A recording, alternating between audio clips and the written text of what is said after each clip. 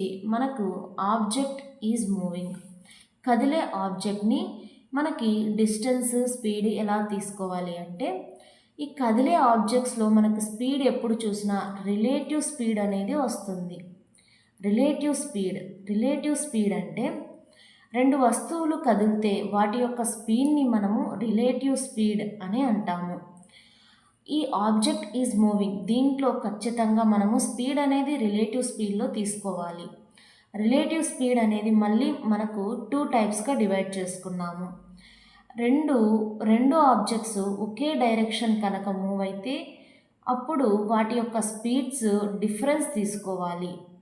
అదే రెండు objects opposite డైరెక్షన్స్లో కనుక మూవ్ అయితే వాటి యొక్క స్పీడ్స్ని మనము ప్లస్ చేసుకొని తీసుకోవాలి.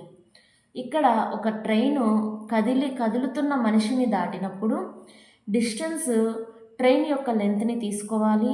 స్పీడ్ని మనము రిలేటివ్ స్పీడ్ అనేది తీసుకోవాలి. రిలేటివ్ స్పీడ్ అనేది మళ్ళీ 2 టైప్స్.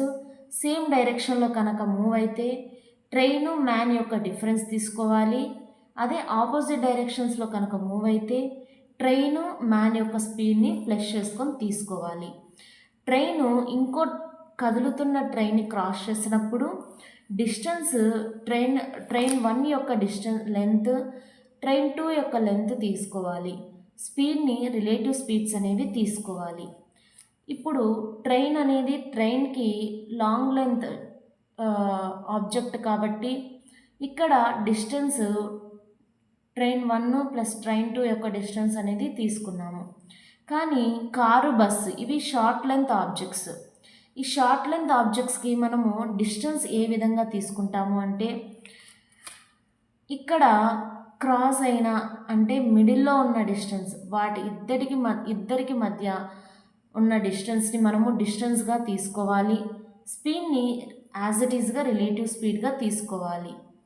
ఇది బేసిక్స్. ఇవి బేసిక్స్ కనుక నేర్చుకుంటే మనం ఎలాంటి ప్రాబ్లం అయినా సాల్వ్ చేయగలుగుతాము.